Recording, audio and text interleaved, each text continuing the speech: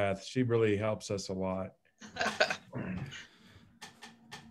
So, good evening, everyone. I wanted to welcome everybody here to the space tonight. I'm Brian with Engage Winona, and this is the third week of our how-to community workshops for the Lived Experience Leaders program. And these are really intended just to help folks along the way as they're doing community projects, whether you're volunteers or are a part of a nonprofit or just getting started or maybe a little bit along the way. We have a really awesome panel of experts here tonight. Beth Moe is going to do a presentation on grant writing and getting started, and we'll have folks kind of jumping in as we go. Just a little bit of Zoom etiquette. I think it's awesome to see videos on. It's good to see you all tonight. It's entirely your choice if you're eating or it's more comfortable for you to have it off. That's great too. I think we'll probably mostly have folks muted, but I do want you to know this is relatively informal. If questions emerge in the moment, we're happy to chase them too. And maybe just a couple of other things too. I will just mention, so that these workshops are really geared around this program we have called Lived Experience Leaders. It's a cohort of these really amazing, diverse folks doing a lot of really cool change in Winona. And this is a program they really asked for, and then they also asked to open up this training to the community. So we're here both for this group of whom Kathy's a part of, so it's awesome to see you here tonight, Kathy, and lots of other folks. And it asked for us to open this to the community too. And I mention this because part of these are all open and free to the community, and we're also inviting folks to offer free will donations to all go specifically to the Lived Experience Leaders program, and all the money in that then just goes directly to their projects. And so it's just a sliding scale of $5 to $15. And it's also entirely and fully and openly free to you too. So it's just your choice if that's something you're interested in. So what I'm going to do now is I'm going to ask our panel to do a brief introduction so you get a sense of who's here tonight and who will be sharing their wisdom and expertise. And while I'm doing that, I'm going to invite folks just to put in the chat as you're listening, one reason that brought you here in the room tonight, one thing you're hoping to learn, what sort of drew you to this event, and your questions and prompts then will help us sculpt this and guide this as we go. And then just a last note to folks, we are recording this. This is going to be released publicly. It's a really good way of kind of providing an additional community service, and we'll have that out there too. So I think with that, I will turn it over to Beth to start. As a brief introduction, your name, where you're coming from. How about either what got you interested in grants or like a 2-sentence description of a success or failure you've had, and then if you can popcorn to our other presenters. My name is Beth Moe, and I actually am a nonprofit consultant on my own. I've been in the nonprofit world for pretty much ever. I've run nonprofits. I've been an interim executive director at a couple nonprofits. I work with nonprofits on all sorts of things, strategic planning, board roles, and governance, but mostly grants. And I've had all sorts of experience with grants and ups and downs. And one of the first actual grants I wrote, because I come from a funding background, so I knew what to look for in grants. The first big grant I wrote, I actually got. It was $80,000 for the REACH program at the Chamber from Bremer Foundation, and that one just about floored me. Well, that was the first major one. It floored me because I have been in such awe of them, and I was so intimidated by them, but they were so great to work with. Some bad ones have included the ones where I've had clients who have really pushed me to write grants at the very last second for things that they did not fit. And I would tell them that, and they would say, do it anyway. And I'd say, okay, you're not only out the money, but you're out the money that you have to pay me. So, so that's what I like to teach people when I do this presentation. So I'm really glad everybody's here. The person next to me is Julie. Hello, everyone. Nice to see everyone tonight. I'm Julie Johnson. I'm a self-employed grant consultant. I work out of a home office in rural Winona. I can and do work on grants locally around the Winona area and nationally, all over the country. And I was working at home before the pandemic started, so I just added Zoom to the mix. I started working with grants in 1999. The first grant I wrote was for my husband, who's an artist, and we did get it, so that was fun. And then, like many of you in your jobs, you just kind of start writing grants because you can do it. And I launched my full-time grant consultancy about 6 years ago. I'm a member of the Grant Professionals Association, And over a year ago, I was accredited as a grant professional certified. There's no real degree program for grants, so I went for credentials instead. I do have a writing degree, but grants are a lot about money, not just writing. I primarily work for nonprofits. I work primarily with foundation and state government grants. I do a lot of narrative writing and federal grants, but I generally don't put together the whole darn huge package because I'm just a consultancy of one person. I advise my clients on grant readiness. I create and help maintain their grant calendars for grant management. I prospect or research for grant sources. I use several paid grant databases. And I write grants and write grant reports. And I do tons of budgets, sometimes 10 budgets a week, whatever it takes to get it in through the grant. And that's mostly it. One of my big favorite wins was a rural Kentucky ambulance service. And we got a federal grant for about $400,000 to outfit them with power, loads, and cots so that they didn't have to lift people and break their backs into the ambulance, which is a big deal these days. And one major fail was a program director and I worked really hard. We worked with the program officer in a major foundation. We had really good advice. We had rewrites. We had more calls. Worked on it really hard, and we still did not get the grant. And that just shows you how tight a funder's guidelines can be sometimes. And sometimes it's opaque and you can't tell what they really want, even though you try and try and try. But overall, most grants I work on, like Beth, I try to match people with grants that they're gonna get. So we try to go for the wins. Next to me is Sharon. Hi, everyone. I'm Sharon Mansur, she, her, hers, and I'm based in Keoksa, Winona. I'm an independent artist. I'm an educator, a community engagement mover and shaker. So the grant writing I do is primarily for my own art projects. I've been doing that for a couple of decades now. I did learn by just being immersed, working for several small nonprofit arts organizations on the East Coast, where I'm originally from. And so that was a great immersion. There were a lot of working artist administrators on staff at dance studio theaters. So just by osmosis, being at the next desk, I learned a great deal, had good mentoring that way. Yeah, and I love finding projects that really fit my sense of my own challenges artistically and nurturing artists in my community as well. And then having projects be a vehicle for education about arts and access to art practices. That's an interest of mine. One of my favorite grants that I've gotten was when I was on the East Coast in DC. It was the DC Commission for the Arts and Humanities. It was a partnership with a mental health organization, and we were able to get funds to, it was the one time we were able to organize this, to teach dance to adults with schizophrenia. And that was one of my favorite classes, groups of people to work with, partnering with Dance Place, a studio theater in Northeast DC. Yeah, it seemed like kind of a long shot to pitch the idea, but they awarded it, and it was really valuable and rich for everyone. A grant or a fellowship I'm struggling to, I don't know, sort of figure out my match with it is a Springboard for the Arts 2020 fellowship. It's a new program. I've applied twice for it. I've gotten lots of encouragement and good feedback, through the stages of applying. And the second time I sought out a consultant. You can schedule one-on-one sessions with consultants to look, to talk through ideas with you. Yeah, and so they haven't offered it this year, but I'm just going to put it on the list and just keep going with it. So I'm learning a lot along the way about my own sense of purpose and how I'm looking toward the future every time I write. So it's valuable in that sense. And it's great to be here. Look forward to hearing from everyone. Let's see, Tonya, let's hear from you. Hi, everybody. It's hour, 8 or 9 of Zoom for me today. So we're gonna just roll with all of this, but I'm happy you're here.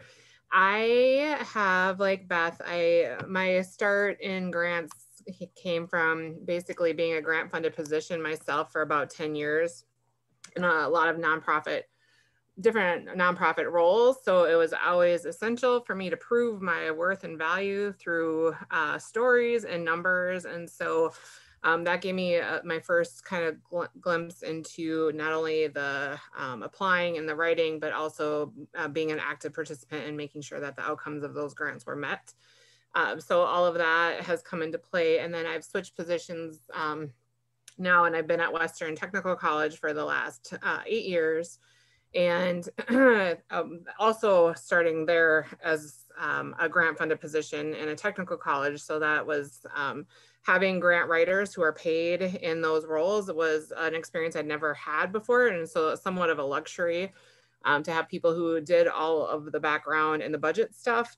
But at the same time, I still had to prove, and we're building this project that Project Proven that's been up and running now for 8 years, and we've moved off of grants. So being able to sustain projects post grants is also a part of kind of that.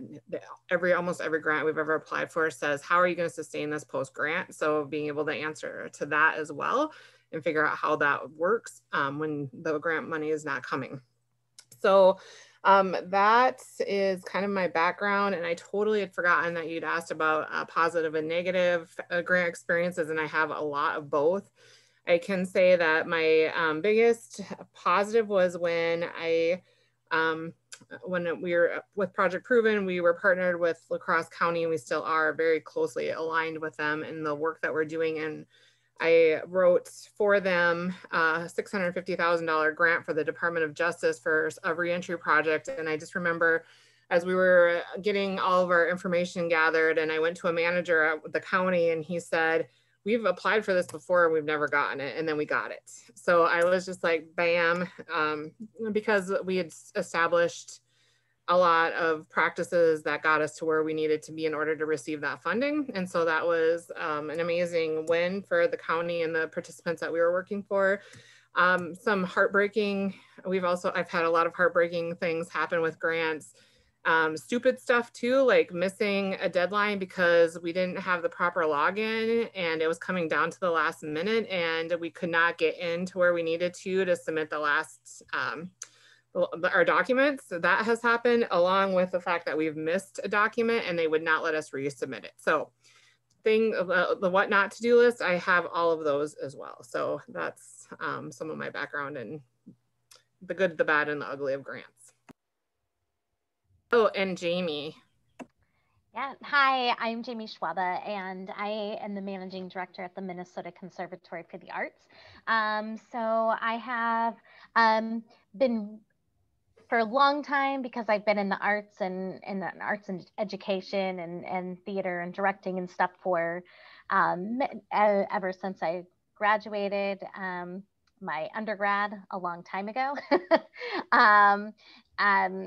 I've always been a part of grant writing, but especially for the last 6 years in my 6.5 years in my position that I'm currently in, it's a big part of what I do. When I came, we had got about 2 or 3 grants a year, and now we get somewhere between 14 to 20 a year. So it's increased a lot.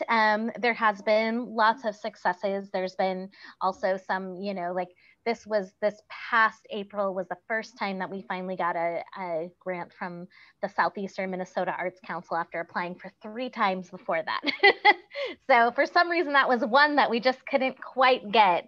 So that was exciting when we got it, and got one to do some creative aging program, which is something that we have highly been able to grow our creative aging art programs for ages 55 plus due to grant funding. We were a part of a really exciting initiative, 2-year initiative. We were parting Seeding Vitality Minnesota, which was grant. It was funding support, as well as it also came with training and things like that. So that was a really cool opportunity to be a part of. So yeah, so that would be the biggest thing. I'd say one of the other big things that was really exciting was one time I had done the research to find a Carl and Verna Schmidt Foundation, and I knew we met their mission and our mission met theirs, and I did the research and saw that they did some big one-time donations, wrote a letter, said, hey, how would you know, this is who we are, and then how do we apply for a grant? And instead they just sent us a check for $10,000 so to fund a piano lab. So that was a really exciting one, when instead of getting that this is how you apply and you have to cross all your T's and dot all your I's, it was, here's the funding. So I think that was probably the most exciting thing. And I will pass it back to Beth, I think. Great. Just going to check the chat real quick. Okay, I'm just going to make a note real quick. Okay. Yeah, and thanks everyone. And Beth, I will get your presentation up. And certainly, like, as Beth presents and invites folks from the panel to weigh in, ask questions in the chat, we'll track those and answer them the best we can.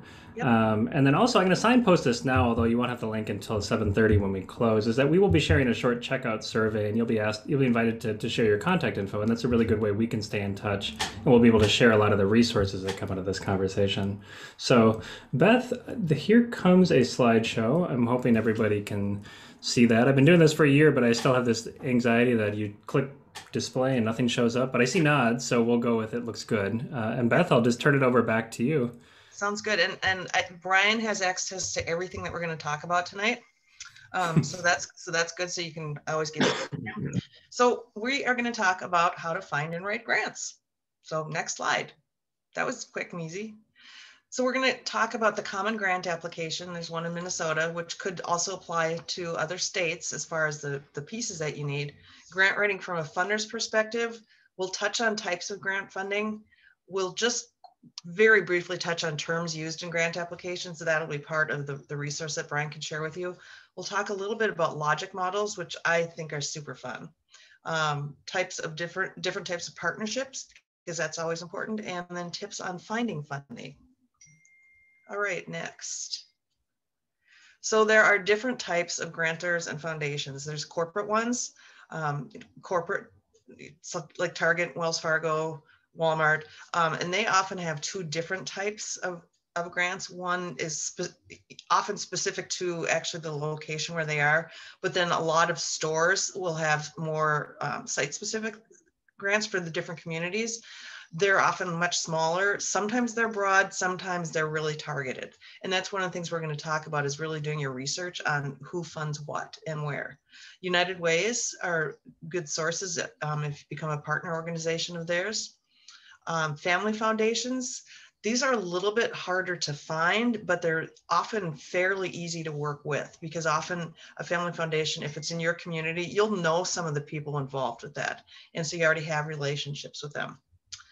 Community foundations, those are foundations that have two different types of funding. One is general funding, and then one is called donor advised funding, where people put their money in and then say, I want my money to go to here and here and here.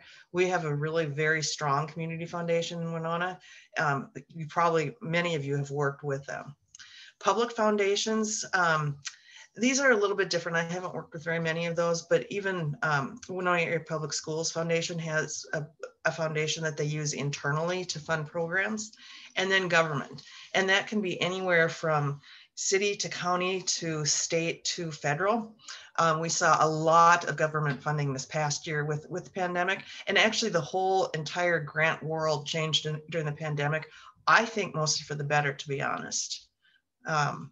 We can go next slide and jump in with questions if you have any. So the biggest thing I want to say is to do your homework.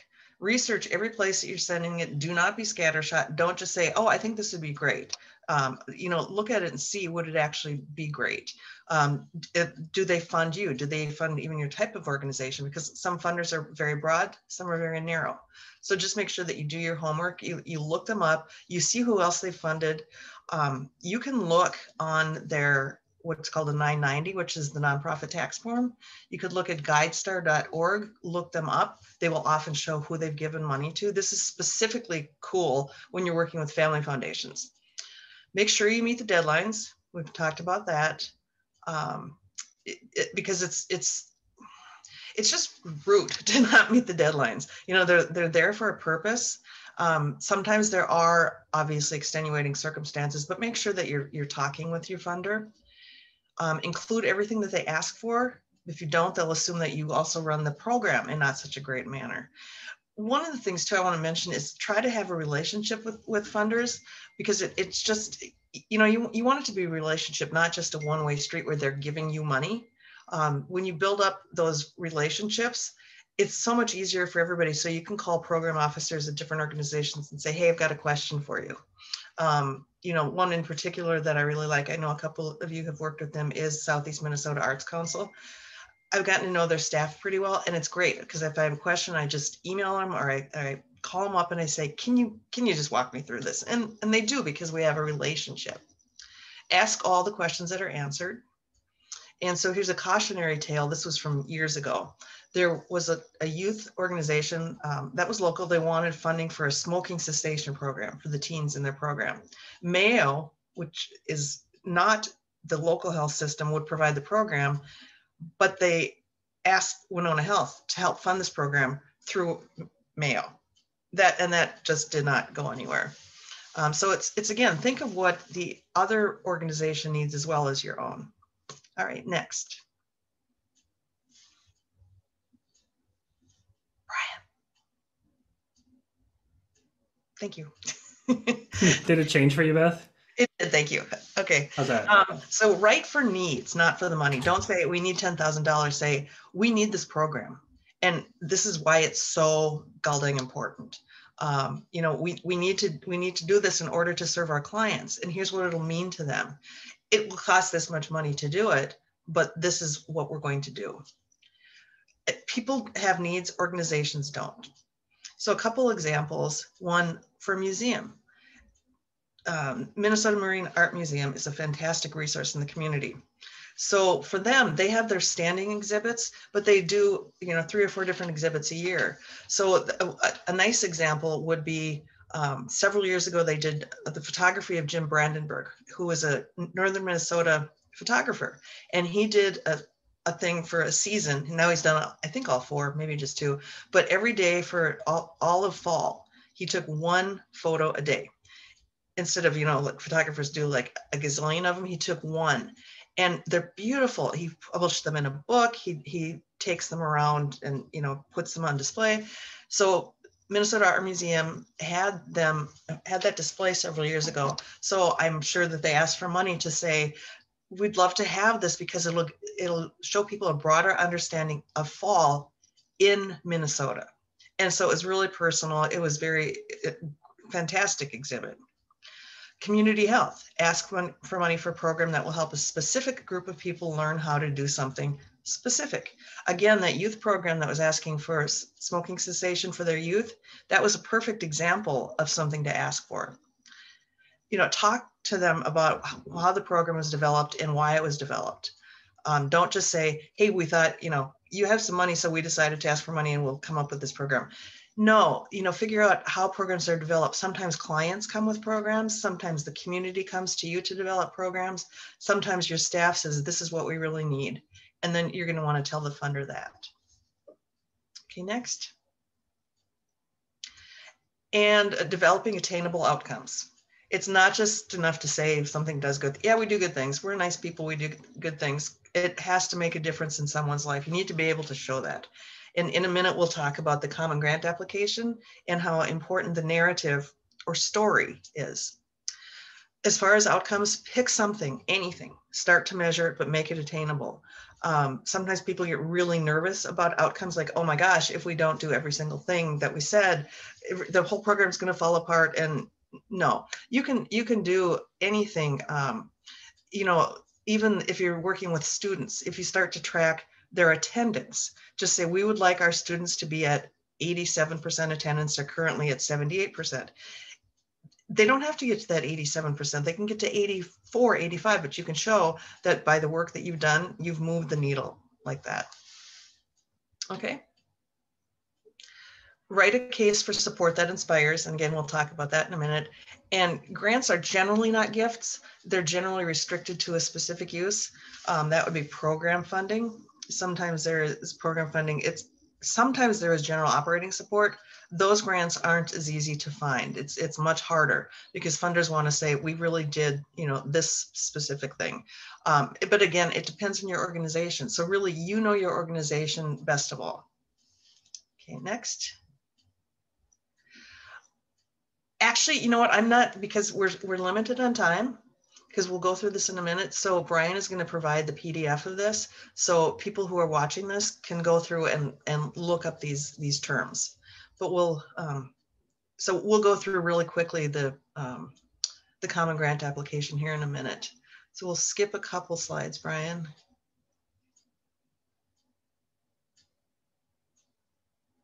Okay, so first we're going to go to the logic model. If Brian can find that and share that. I will. Yep. I'm going to come out of screen share and go right back into the logic model. So just give me a second, Beth. Yep, absolutely. Okay, so the logic model, you don't always need to include this in there, but this will help you build your case. Is what does your organization do? And I call this the so what. So, and I'm going to use one of my favorite organizations, Big Brothers Big Sisters, because I know them very well, and I've also used them as examples in the past. So when you're building up a program, you need to ask yourself, so what?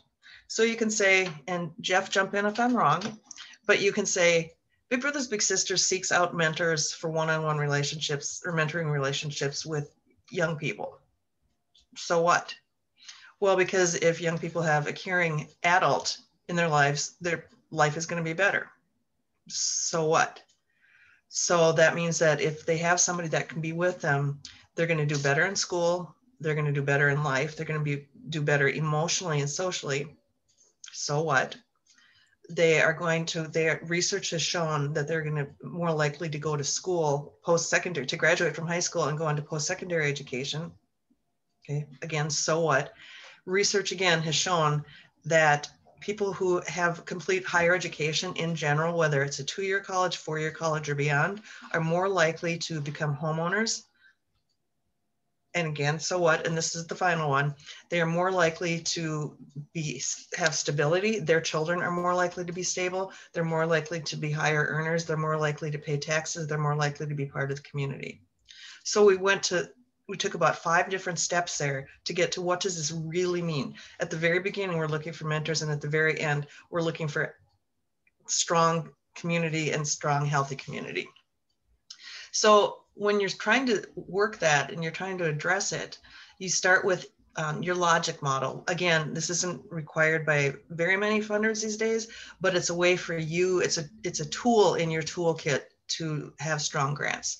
So you have your inputs, and your inputs might be things like your volunteers, your donations of cash or materials, your different partners, whether it's funding partners, community partners, your credibility. So, things like that. So you start with that. And there are definitions again on this PDF. Then you have your outputs, which are activities and participation. So activities would be fundraising, sales, networking, building, finding the mentors. The participation is the volunteers, the youth, their parents, the schools, other community partners, YMCAs, Boys and Girls Clubs, things like that. And so what are some of the outcomes? What is the impact that your program is going to have? In the short term, and this is where we get the so what's. In the short term, kids will have a caring adult in their life. And that's great. So it'll make them happy. It'll give them some healthy activities to do. It'll have them meet other people. The medium is that they're going to do better in school. They're going to do better in their lives. They're going to have better emotional outcomes. They're going to possibly go on to school. Then the long-term outcomes are, like we talked about, the further along they get with education. I mean, even graduating from high school makes a huge difference. And then going on, it just multiplies. And if they can become, really healthy members of the community, their children are also more likely to succeed. Are there any questions about that at all? No? Okay.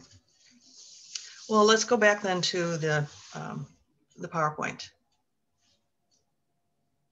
Okay. So here are a couple different types of partnerships, because often organizations are completely formed of partners, and often, well, almost always in grants, your potential funders are going to ask you, who do you collaborate with? Who are partners of yours? Now, these particular examples are complete partnerships. Almost every nonprofit will have different partnerships with different people, but these are all some that I've been involved in. The Winona Nonprofit Alliance, which is something that Brian works on very much. It's about 50 nonprofit organizations in the community have come together to find different ways of supporting each other. And that's a really fantastic group. Jamie's part of it. Sharon, are you part of it? But it's been in existence for a few years. It's becoming more professionalized or more structured, I guess. But there has been some funding that's been available for that group. The REACH Career Exploration Program is through the Winona Area Chamber of Commerce Foundation. That's when I was talking about getting a grant from Bremer for. So what it does is it's at the Winona Area Public Schools. It works with their students to talk about career exploration so they know what they're going to do later. And that's a huge partnership. It's the chamber, it's the business community, it's the Southeast Tech, it's Winona State, it's so many organizations in the community that have come together. And because of that collaboration, that's how the funding has been successful and received. Youth Leadership several years ago was an organization that we came together and worked with 11th graders from the high schools around. And it was the Winona Area Chamber, it was Winona Health, it was Winona State, it was Winona Daily News, and it was United Way at that time. And we had a very small amount of money that we were able to do an awful lot with because we worked together in collaboration. And then the Drug-Free Community Federal Grant, Winona County ASAP, which is Alliance for Substance Abuse Prevention. Many of you know about that. That is a huge collaboration. I mean, you have to have collaboration in order to even apply for the grant. You have to have people from 12 different sectors of the community come together. 5 years ago, they got a federal grant for $525,000. They just received word a couple months ago that they got what's called a continuation grant, 6 to 10 years. Again, these partnerships are what make a lot of funders say, stand up and take notice and say, okay, we can do this. All right, next slide. So I adapted this from a book called Grantwriting for Dummies because it makes it so easy to do it. So we talked about the storytelling approach with supporting statistics. Do it in such a way that you can't have the reader, the potential funder is going to say, I have to learn more about this organization. I absolutely have to learn more about the organization. And it's important to both tell stories and to use data, because I've learned recently from the Great River Shakespeare Festival of all places about why it's so important to tell stories. And sometimes people think that they're coming into a room and they think they're making all the decisions with their head, which is the data, but what it turns out they really are making it with their heart. So they need to hear the story behind what you're talking about, and then allow the data to convince them that their heart decision was actually right. Case study of a real organization or a real client you've served. Change the name for confidentiality, but show a real need. Say, for example, again, Big Brothers, Big Sisters. We can take a 12-year-old and say, this child had all of these things going on in this child's life. The child was able to find a big. The big was really able to help the child work through some things, navigate the world. And all of a sudden, the little boy or little girl's school attendance went up, the grades went up, they were making better friends. And it was because of the way that the mentor had guided them through their lives. And obviously look up, use dictionaries and thesauruses to span your command of words, but don't use really big words just to use big words. Tell the story how you can, but tell it in a really expressive way. Okay, next. For federal applications or for federal agencies, you can request copies of their funded applications and use them as like roadmaps, as examples of how to write an award-winning grant. Because there are certain keys that people will use, and you can figure out how people word things and how they phrase things, and you can get some ideas on what to do. And then, when research proven best practices, I say Google is your friend. Seriously, go online and just, say how to write a good grant. How can I find a solution for this? And do the deep dives, the little rabbit hole dives into the internet and Google. That's really helpful. And then again, when you find the best practices, see what worked for them and see what didn't work as far as evaluation, because often grantors will ask you to evaluate your results at the end of the grant period. Sometimes they'll even write in money for that work. All right, next. Okay, so we want to make sure that you don't have tons and tons of drafts. You know, just write from your heart, absolutely write from your heart, but then go back and make sure that you have a proofreader or editor or somebody to read it for you. And that's what, I mean, I'm the type of writer who I wait until it's almost all written in my head, and then I just throw it on paper, and then I go back maybe 1 or 2 times. But for me, it's already almost all written in the head, you know, ahead of time. And obviously for me, it's not going to be successful for everybody, but for me it is, because I probably get about 92% of the drafts or the grants that I write for. And so it's just make sure that it reads well, that it's compelling. Ask somebody who doesn't know anything about you to read it if you can. And once you start this, you'll get it figured out. You'll get it down. Short, hard-hitting sentences, long-winded sentences almost always lose the reader. You know, short and sweet. Okay, next. All right. One thing I do want to go back to real quickly here is, Brian, can we go back and take a look at the Common Grant application?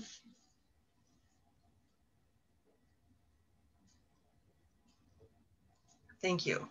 So what I'm going to ask you, Brian, if you could scroll down, so we could maybe look at one page at a time. We don't need to look at the first page. But so this is again, another fantastic tool in your toolkit.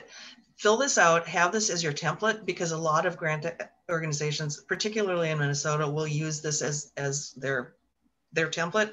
And so once you have all this information, you have all the information. You don't have to keep looking it up over and over and over. So it's your basic organization information. You know, what is your tax numbers, everything. Are you a 501c3, which is a particular tax status? And then what is just a really quick sentence summary of your request? Just a really, really quick, because that's kind of what they're going to use is, okay, this will either fit or it won't as a very first fly. Population served, that could either be age or it could be age, it could be gender, it could be any type of organization. It could be race, ethnicity, anything, just you know who you serve.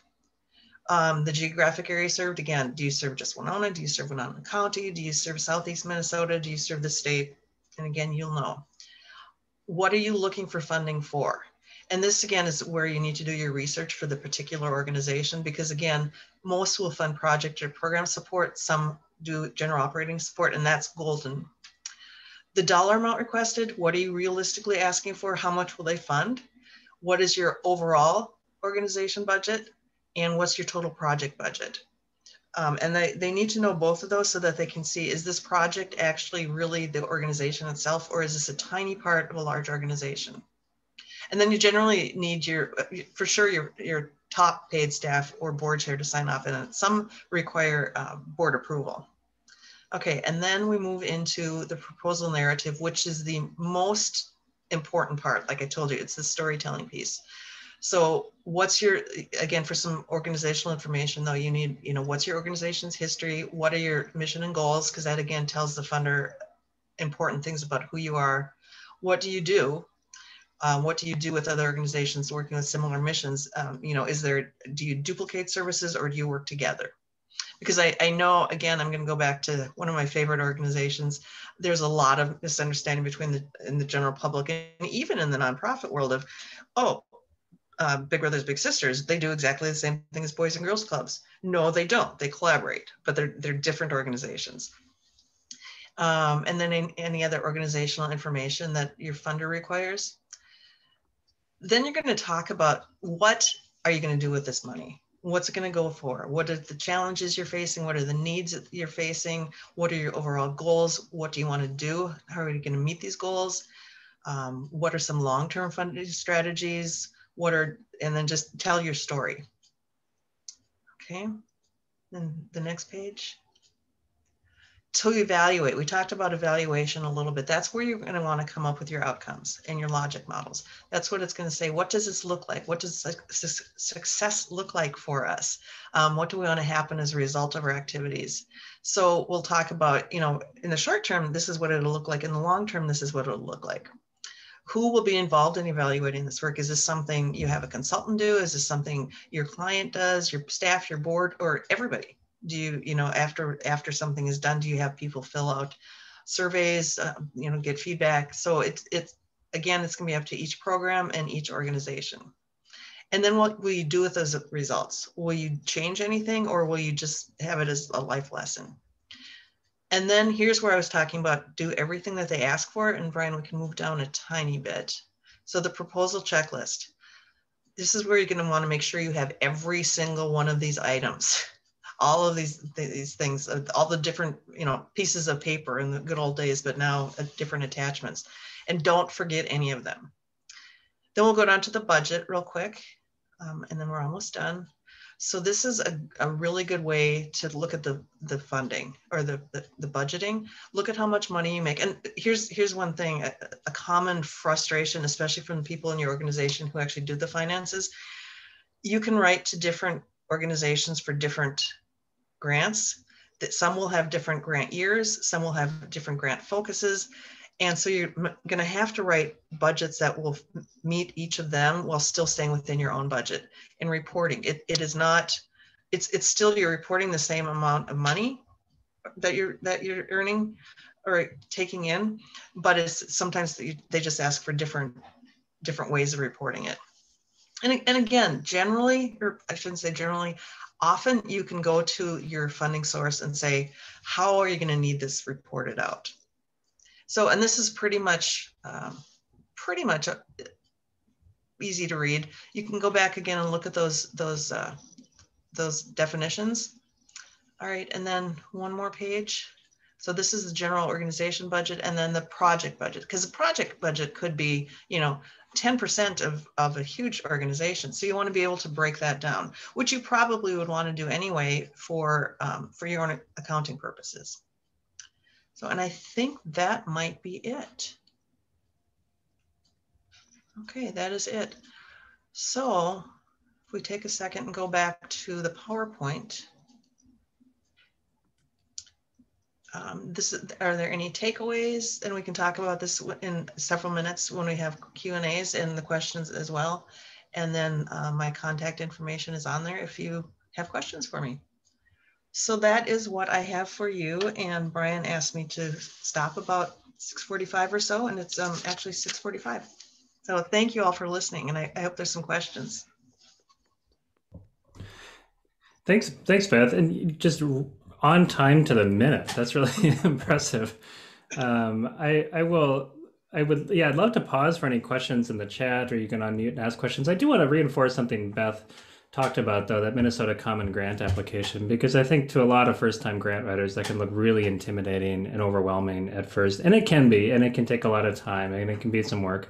But I want to reinforce what Beth said, is that it'll serve you over and over and over again, and that you complete that once, especially for a project that you're planning on writing a bunch of grants for, you can come back to it over and again. So even if it looks overwhelming at first, what you're really doing is creating kind of this foundation document that once it gets good enough, you get pretty close to being able to copy and paste a lot of that work into new grants. So it may look like a lot at first, but if you just take it bits and pieces at a time, give yourself plenty of time, it'll really pay it forward. So are there, at this point, if folks can either come off mute or ask some questions? I know we have a couple in the chat that I may kind of pose to the group before we go into our 5 tips, but certainly just to hold space if anybody wants to ask any questions about through the presentation. Hey, Beth, have you ever had a grant that was not worth writing because the back end was more difficult than the money was worth? Yes, that's a great question, Jeff. That's it. It also you have to have a good return on your investment of time.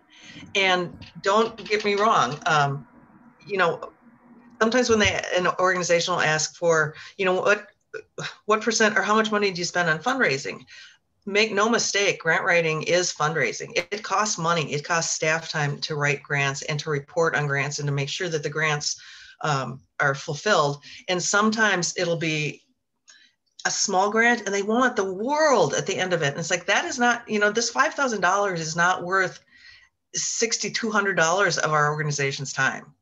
And so, yeah, don't chase money. Don't say, oh, here's money. It's, you know, don't chase money. Look for what fits and how you fit. And I'm seeing everybody on the panel is going, yeah, pretty much. Mm-hmm. Yeah. Be prepared to defend against your boards for that. Mm-hmm. Absolutely. They'll sit there and look at $50,000 and go, get it. And I go, it's going to cost us $75,000 to get to 50. And there's an education because all they see is the dollars. And Beth, you and I can both attest that, hey, congratulations, you got the money. And now you say, well, now we need to do it. Oh, we're not worried about that. You got the money. You got the money. And don't really worry about what you said you were going to spend it on. Just use it. No. No. And that is one thing I'm going to say, you know, you're a staff member or an executive director, and the board is your overseer. If I may use that word for lack of a better term, you report to the board, but you have to do the education of what it means to be on a board and to be responsible to the community and be responsible to everybody. You have to be responsible for how that money is used. So it needs to be a more equal relationship. So, yeah. And I've found too with grants, oftentimes it strains organizations because they always want something new. They don't want to fund current projects. And so, especially with smaller organizations or startups, you really have to figure out, do you have the capacity to take on, even though it seems like a lot of money, it kind of ties in with exactly what Jeff and Beth are saying, like, you're going to have to change staff, but you don't really have the budget to hire more staff to take on this new work that's required. So it's kind of, sometimes they're very catch-22, and it looks like it would be great for the organization to grow, but it will also strain it.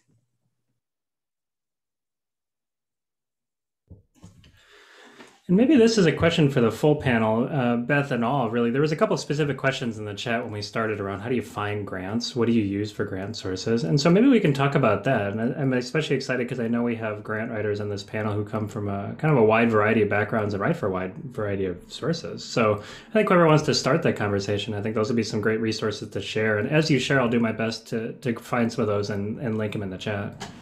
Well, you know what, actually one of my best resources is, well, I get to know people, but I read lots and lots of publications. And whenever I see somebody's gotten a grant from somewhere, I will go to that grantor's website and look at what do you fund. That's a no cost way, except of time to do things like that. And then I'll throw it to other people because I've talked a lot. Yeah, this is Julie. I would love to respond to that. I did see in the chat that a lot of you are like, where can we find the grants? And that is a really good question.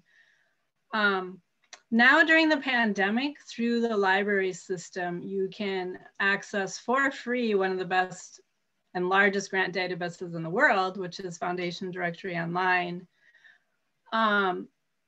Usually it's housed in Minnesota, just at like 5 big libraries like Rochester, St. Cloud, Minneapolis, St. Paul. I don't remember the other ones. And you have to go there in person and use that. But when the pandemic hit and the libraries closed, even as a Winona Public Library patron or anyone, you can now access for free online Foundation Directory Online through the Rochester Public Library.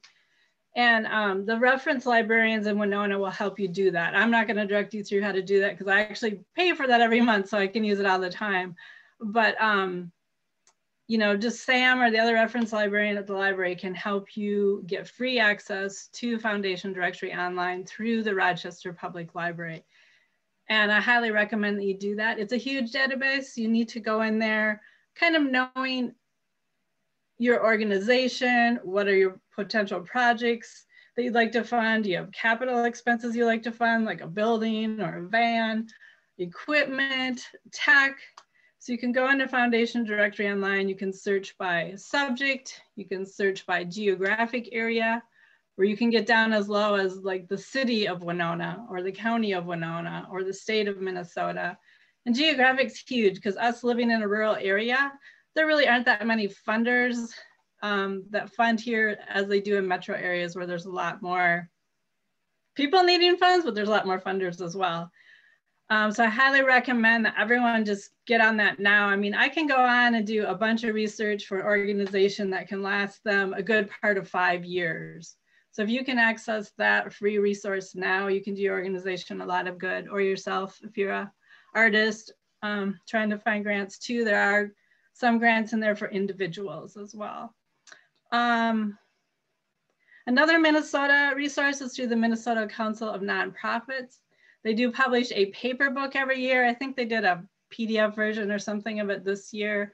I don't get it every year because honestly, there aren't that many new or changes in funders in Minnesota each year. But you can buy that book. They will do a presentation annually. And this year it was kind of on Zoom, so you didn't have to go in person. In the past, we could go to Rochester to see it at the Rochester Community Foundation, but that is a research. It's just Minnesota foundations. And also the Minnesota Council of Nonprofits does a workshop every year put on by an organization in the cities that has their own kind of grant database, and they keep up on everything. And it's like the top, Brian or anyone help me if I'm wrong, something like the top national funders that fund in Minnesota too. So Minnesota Council of Nonprofits is good for a lot of things, but finding Minnesota funding is part of what they're good at. For federal grants, there's a huge free database called grants.gov. Just that's the URL, grants.gov. If you're in Winona and just starting out, you might not want to go to federal grants first. You might want to start with Winona grants, because federal grants can be huge amounts of money and huge amounts of work. And really you need the capacity, as Tonya mentioned earlier, to manage a lot of federal grants, but not all of them. Like I said, I helped a small ambulance department get a $400,000 grant. So don't count out the feds, but especially now with all the stimulus bills. But another good source. Let me jump on that sorry to interrupt, but also with the federal grants, if you don't have the experience, you're not going to get it. That is such a specialized type of grant writing that even locally, if a lot of federal grant writers, well, we don't have a lot, but some of the people who do the federal grants can ask for $30,000 for their writing skills just to get that grant. That's a huge amount of money. So it's, work your way up. There's a lot of federal agencies, and the federal government in the United States is the biggest grantor in the world. So not every grant is huge, but they are harder. But Minnesota has a grants website too. I can't remember the URL, but if you Google it, you can find it, where you can look up every agency in Minnesota and get to the grants page. You can also Google your way in. But if you're in the arts, or you're in childcare, or you're in LGBTQ, if you know your topic, you can go to like a state agency or a foundation or a corporate funder and sign up for their email alerts that they're going to have grants opening. And you really need to do that. I can't tell you how many alerts I read quickly every week, but there's always something new that pops up in there. So it's good to always keep your eye open for new opportunities. Another way locally, Candid does the FDO, that huge database, Foundation Directory Online. Candid also has GuideStar, which is a database of most of the nonprofits in the United States. They are kind of starting to limit free access to it. It's a little less access than it used to be, but you can find foundations in there, which are also nonprofits, and you can find nonprofits that are doing services. And I think Beth mentioned too the IRS 990 form. That is the form of nonprofit organizations. They don't have to pay tax, but they have to file it. And those forms are public information. You can get those through GuideStar. You can also get them from the IRS. You can get them from journalists. Like, there's multiple places. And when you go into a 990, you can see where a funder is located. You could see what they funded often. They often have to attach who they funded last year and how much money they gave that group, and maybe a word or two about what they funded. I also, I use Google Maps. I do research at almost every county in the United States, and I'll start with an address of the organization I'm researching for, and I'll pull it up on Google Maps and look for whatever corporate things are there, whether it's a gas station or a grocery store. Most corporations have local giving. Most corporations will give some money in the footprint or the community that they're located in. So some have corporate giving, which is a little bit opaque, and some have foundations. So corporates can give those two different ways and often do. It's not always a lot of money and it's often quite specific, but it's a good source to look for. I look at chambers of commerce and see who's listed in there, whether it's an oil corporation or just anything, a car dealership, who is corporate in the town that you're searching in. And yeah, there's lots of ways to find funding. If anyone has questions about that, I think all of us here could help you with questions too.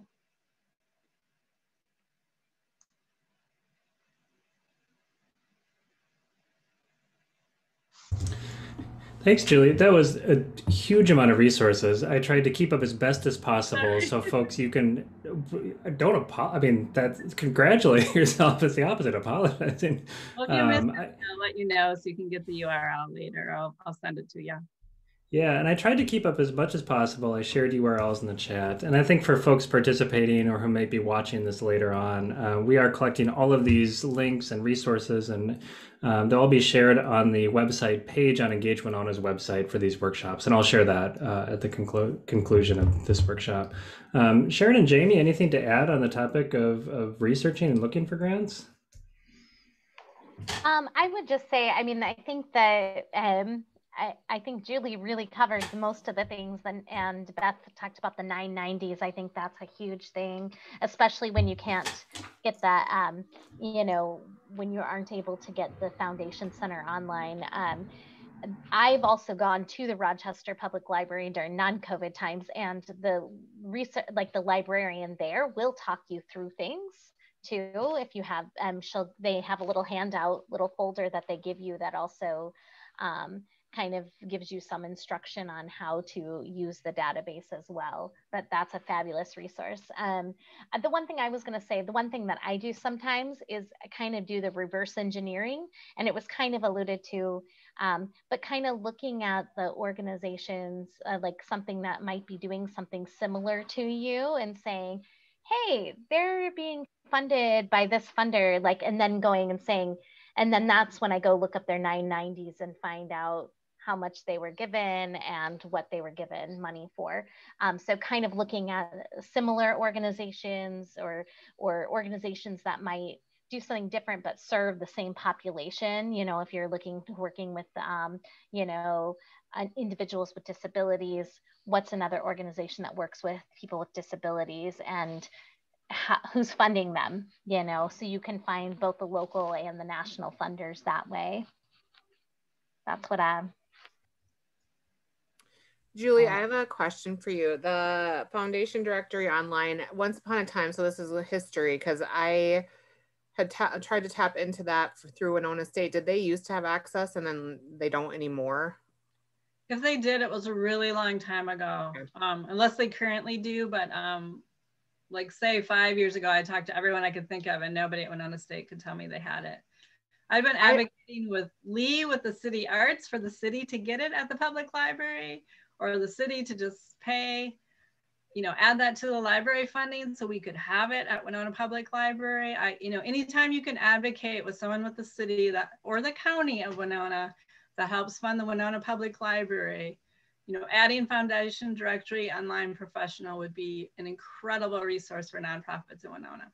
I believe that La Crosse also has, yeah. I think that La Crosse also has it, you know, if you're looking for something a little closer, but then they don't have the Minnesota databases as well. Because like if you go to Rochester, they also have the Minnesota based ones. But so that's the other thing to know. I think Minnesota Foundations quit doing a Minnesota database last year. So you can go to La Crosse. And then I have one other question too. Is anyone aware of GrantWatch? Because that's a paid database, but I don't know the cost and I don't know how extensive it is. Well, I keep getting emails from them, but when I've punch stuff in. It's very expensive. And I mean, even if they give you like the free trial, you go and no, because it'll pull up all sorts of things. You know, you'll put in all of your criteria and it'll say, here's what you're eligible for. And then you're not eligible for anything. So GrantWatch, I wouldn't recommend. I just wanted to ask because that was my experience as well. And, you know, it's always awesome to see these things that like, oh, great access to unknown grant funders. And then you pay some money for nothing. So yeah, thank you for addressing that. There is Grant Station, which is a little bit better. That's about $200 a year. Is that correct, Brian? It's more. Is it? Yeah, a lot more. Okay, it costs money. So, I think it's at least $600. I get it for free as part of my grant professional association, and it is really good. But they are really best for foundations and kind of up to date on foundations. They list all the state agencies, but in Minnesota you can find that directly through a Minnesota website. And I would just echo that, you know, follow things that are within your field and things like that. I mean, there's a choir, you know, there's a organization that I follow that's for choirs, and they list monthly their, you know, grant opportunities for choirs.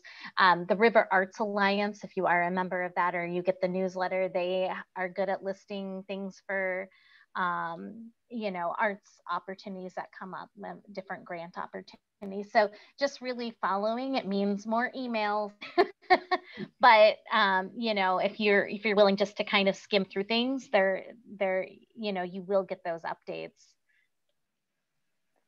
Yeah, I'd also add in terms of following, and this is for individual artists, the mnartists.org is a great resource to see all sorts of opportunities, from grants to fellowships to calls for public art applications, residencies, and then Springboard for the Arts is a great resource. So they have their own specific programs, but then they link to other programs through the state and some national ones. And then also they're a great resource too. There's a like artist career consultant group if you want, you know, someone to talk about, you know, clarify kind of what you're looking for, your project or your mission.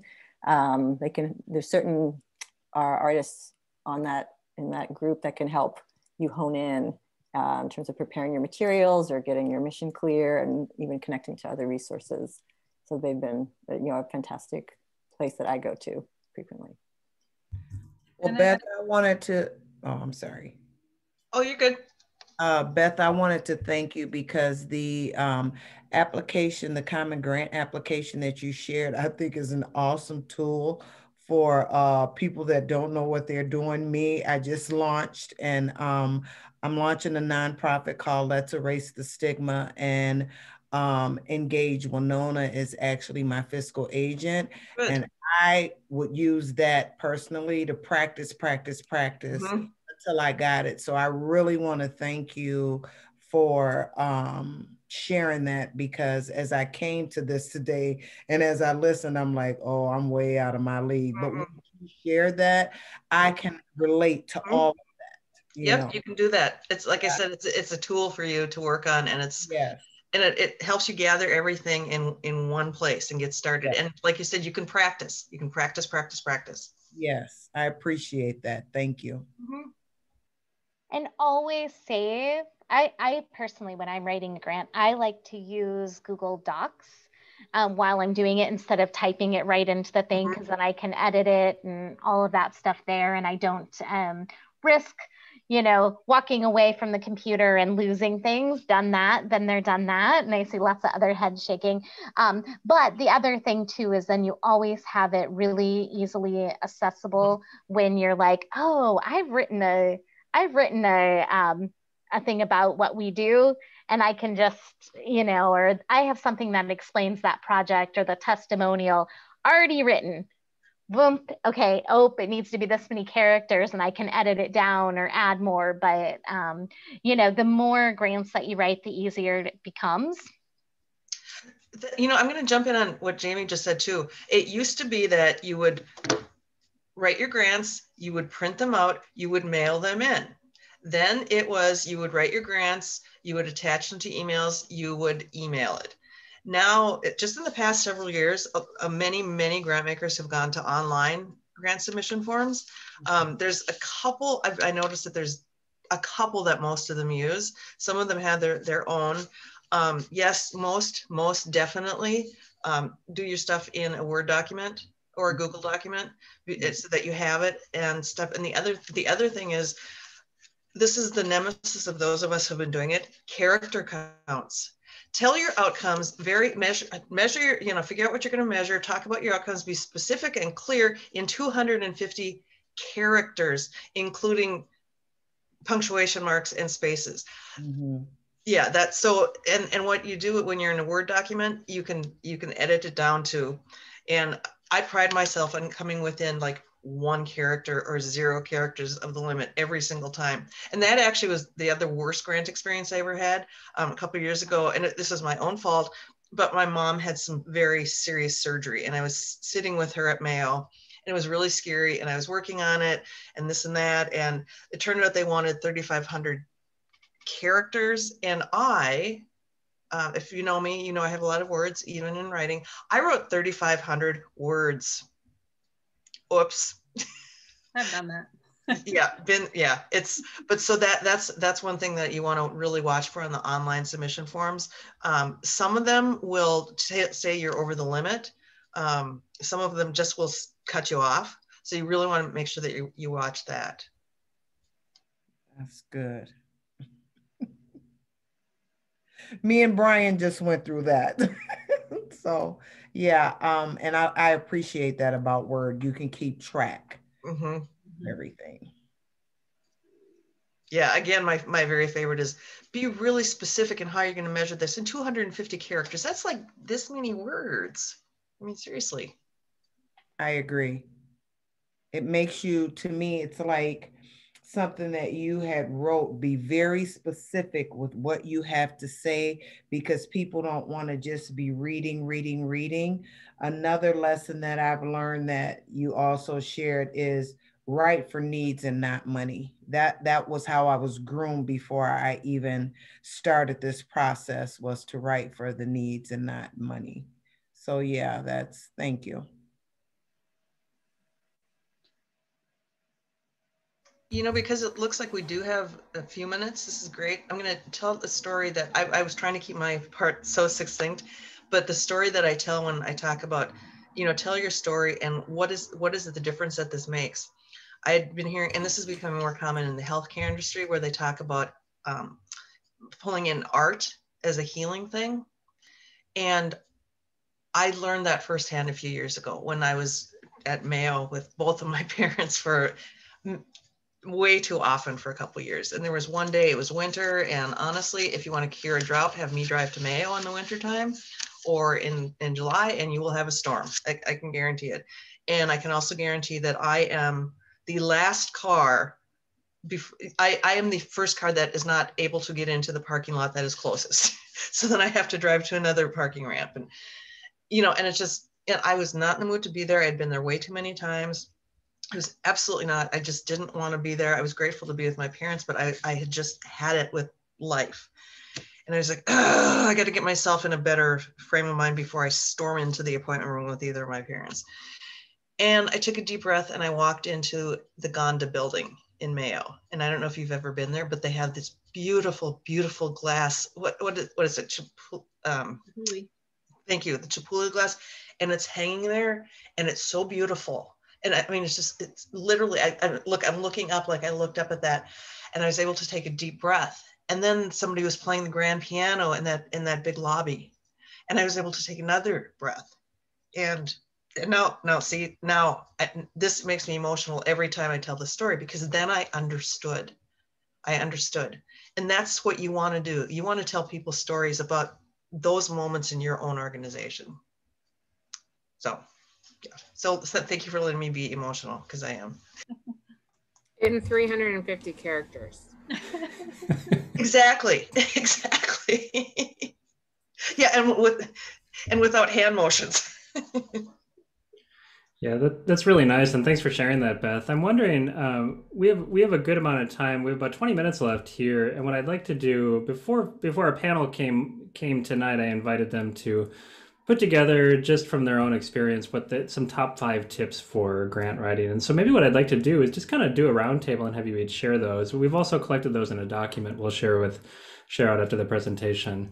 But maybe we can just go around and share those and then take some closing questions. And so you can avoid the awkwardness of calling on each other, I can just come up with a lineup. So maybe Sharon, if you would like to start, and then we'll go to Jamie, and then to Julie, and then to Tonya, and then Beth to close.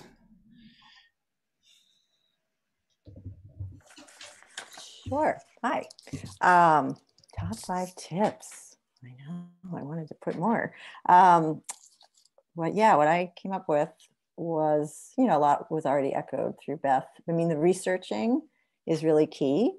And another resource I have, again, personally through my networks, is, asking other artists who they're looking at, who they're following. And then reading the full guidelines and trying to make an honest assessment if it's a good match for you and your project. And sometimes that can take maybe some help from someone. Compiling support materials that genuinely represent you and your work, and that can be a little tricky. I found it's better to go, again, work for what genuinely feels like represents like my true mission and my work the best, even though, this may be at the point where I may not be the best match for the grant. Sometimes that's revealed later within that portion. I'm not trying to fit myself into the grant, that I needs to really be like true to myself in my work. I've found the most success that way. Connecting with peers for support and feedback, getting outside eyes. It's so easy to edit someone else's mission statement. It's so much easier to edit down to those 250 characters. Apply. That was one tip. Just stay the course. So even if you get several no's, which is typical. I had one season where I didn't get any grant or fellowship or event application at all, like zero for 20 or whatever, 25. And, the next year things, a lot came around. So you just never know. There could be something right around the corner. So don't take it personally. And things change every year. There's different people reading the applications. The guidelines might be shifting. I think it was mentioned, during COVID, there's been so many changes, and a lot of them have been really positive. People re-looking at how they're, even how the grant applications are to be filled out. Like some are allowing you to do audio applications, video applications. There's much more awareness of needing to have translators to make it more accessible in different languages, and to have more online resources to help walk you through. So so staying that course, staying positive, because it could come around. You just, never know. And for me, it's been the right timing. When it's the right timing, it's the right timing. So thank you. All right, I think I was supposed to go next. So I'm going to kind of scrap my list because most of that has already been kind of talked about, and I know, and Brian will still share out those resources. So I think I've kind of talked about the things that were on my list and or other people have.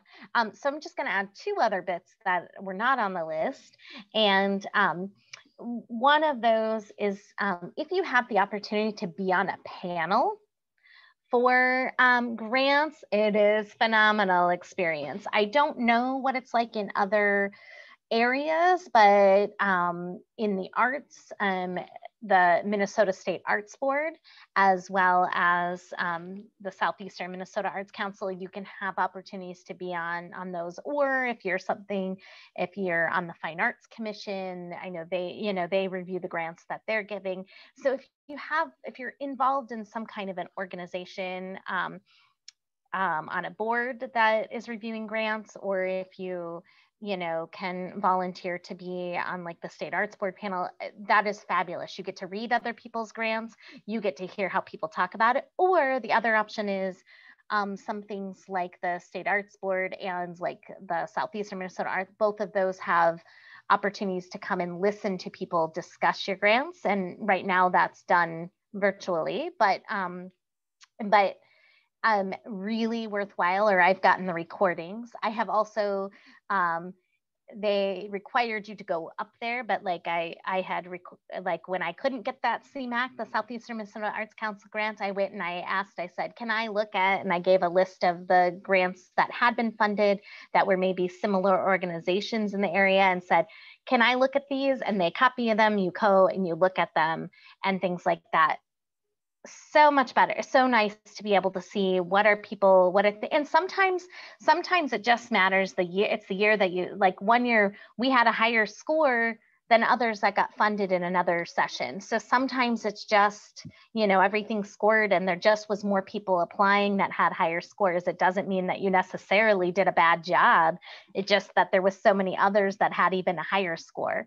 You know, that's what I found is our score kept improving, but also the competition was improving. So, you know, but I think those are things that are really helpful. And I think the other thing is making sure that once you've gotten the grant, and also a part of applying for the grant, that you're making sure that that evaluation is a part of your project, that you know how you're going to evaluate, whether it's surveys or whether it's testimonial, you know, but making sure, I used to not value, I didn't at first, when I started doing all this, I didn't really, I wasn't like, yay, evaluation, but once you start asking the right questions, you can like love the data and love what you get, because you get those testimonials that basically write the grant for you, right? That they are those testimonials that are in there that say, this is why we do it. So I think, you know, making sure that you leave room for that to grow, making sure, you know, whether you're getting some, you know, when you can get photos, when you can get video footage, when you can get, so a mix of different types of different kinds of evaluation and documentation. I think that's really, really important. And I will pass it along.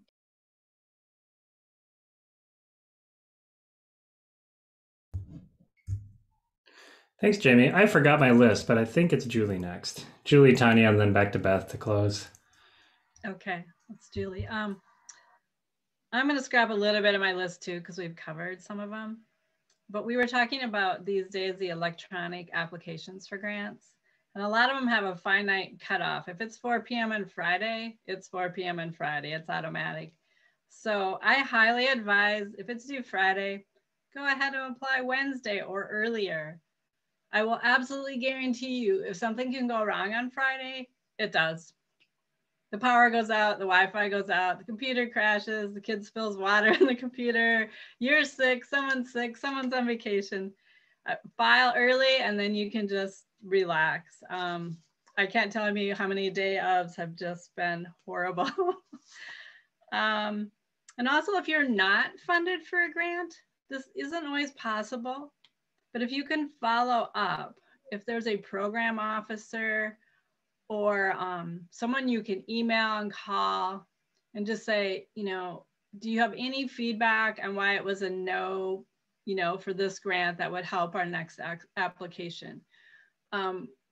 You know, like in foundations, the program officers often aren't in the deciding room, and so they might not know. So you're always very polite when you ask, because they may or may not know, or they may or may not have the permission to give you information. But it's worth a try if it's someone you already have a slight relationship that you built while you were creating the application. I like to tell people to understand nonprofit financials. You all saw the common form. It had a organizational budget on it, had a program budget. Grants are about money. And we always talk about grant writing, but a huge part of grants is budgeting and following through on how you spend that money. And I also want to say that a lot of folks that review grants, especially the final approval by board of directors, are bankers, accountants, financial advisors. If you don't understand budgets, they're going to know it, and they may not feel secure in granting you that money. If your budget is just wonky, they will know it. So there's a lot of free resources to understanding nonprofit financials. So I'd say start watching some videos and stuff if that will help you with grants too, if you understand the budgeting process. And it'll help your whole organization. Also, a really thing that strengthens your grant application is if you show multiple sources of funding. A funder likes to know they're not the only one funding, that if they don't fund, you're gonna go down the tubes. So multiple sources of funding can be donations, sponsors, fundraising events. They can be online these days. You can have a donation button, whatever it takes to raise funds. Sales of mission related products. You can also sell things that are not mission related, but you will owe taxes on those. So talk to an accountant if you're going to start selling things. If you're really lucky, you get an endowed fund and you can use some of the interest each year to support your nonprofit. And then just in-kind sources too, whether it's your volunteer labor, if you get marketing in-kind support, if someone donates a venue for you to use, you don't have to pay the rent. If someone donates food, you don't have to buy the food. Those are all in-kind is the word that's used. And then I always say grants are not ATMs. A lot of people think grants and I'm just gonna get the money. This is really shocking to a lot of people that are new to grants, but funders are people too. So if you're working with a foundation, whether it's a staff of the foundation or the board that's gonna make the final approval on your grant, they're people too, and you shouldn't expect them to give you money. If they do give you money, a thank you goes a long ways, even a snail mail card or email thank you that can be shared with the board. I think everything in life is about networking. Brian might know, Engage Winona, we're constantly engaging each other. We're building our community. And it's the same with grants. It's a lot of who you know and what you know, and if you have good relationships with those people. And if you get a grant, Beth mentioned this, but you follow through, you spend the money as you mostly said you would. There can be some changes, you can talk about that. You file your report at the end, you're in good standing, you might get another grant from them in the future too. So just a few tips.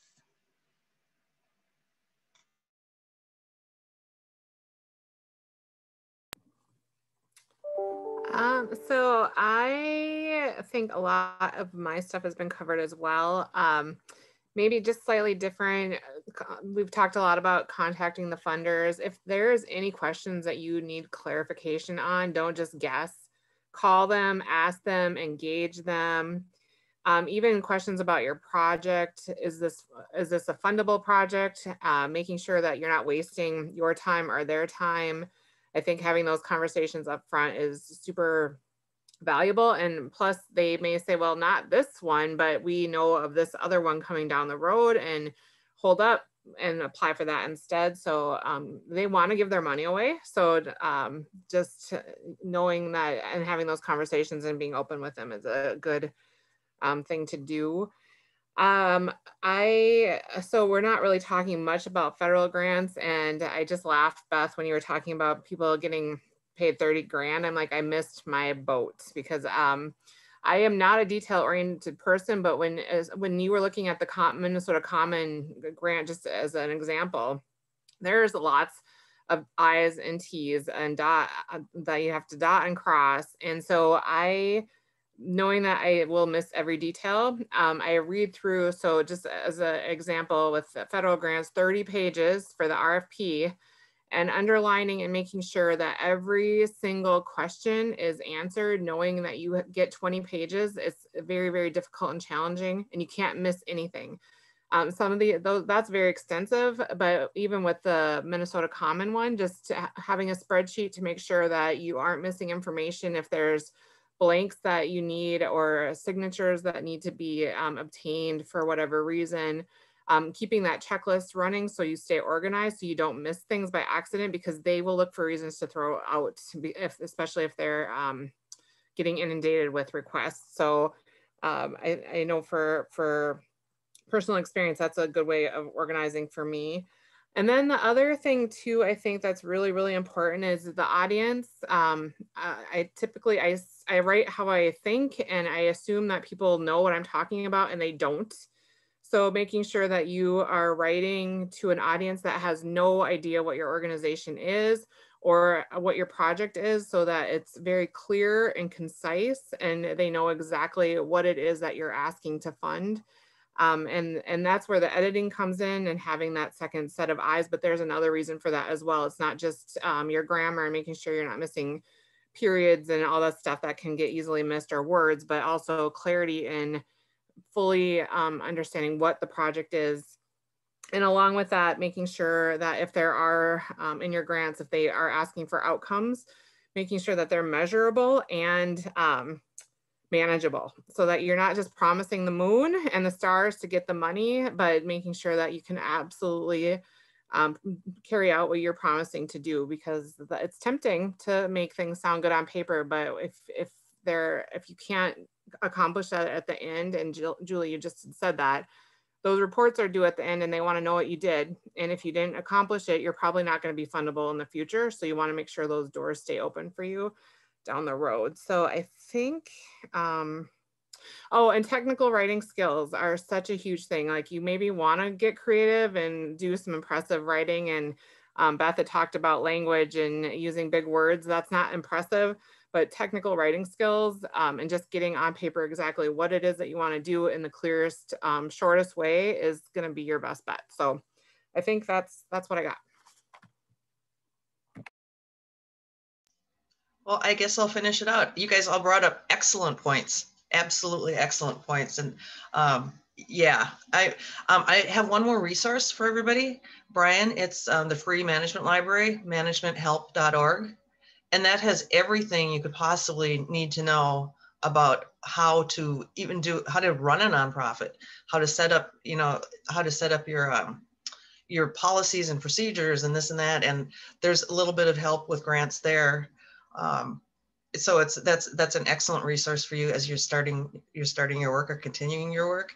And I just really appreciate being part of this panel. I appreciate Brian asking me, and for sharing the screen with everybody, and for everybody listening. And one thing I will say about grants is they are not always 100% objective.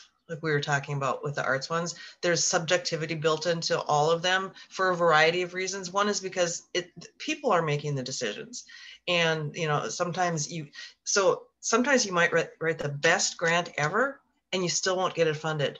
Don't take it personally. Now, if you're not getting any grant, then maybe you want to say, maybe I'm doing something wrong. But sometimes you think, oh my gosh, this is like perfect.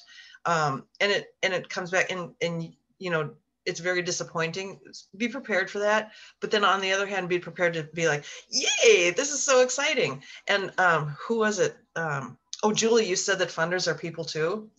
Working with Bremer, oh my gosh, those program officers, the one that used to be the one I would work with, he would call all of the people who got the grants personally because he loved hearing the excitement in their voices, which made it just like, wow, I'm making this person's day by thanking this person, and really it's so beneficial for everybody. But yeah, this was really super great. Reach out if you have questions. I enjoyed working with the panel. I've worked with most of them before on different things, and I really appreciate everybody's willingness to share and to collaborate.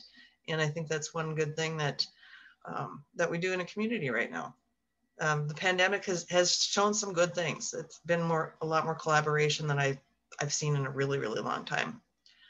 So this was a lot of fun. I enjoyed it, and I wish you good grant writing. And you know what I want to say too, even though we're sometimes competing for the same sources of funding, that doesn't mean we're competitors. We can still not necessarily, we can sometimes miss out on the funding because there isn't enough, but that doesn't mean that we can't continue to work together and to support each other.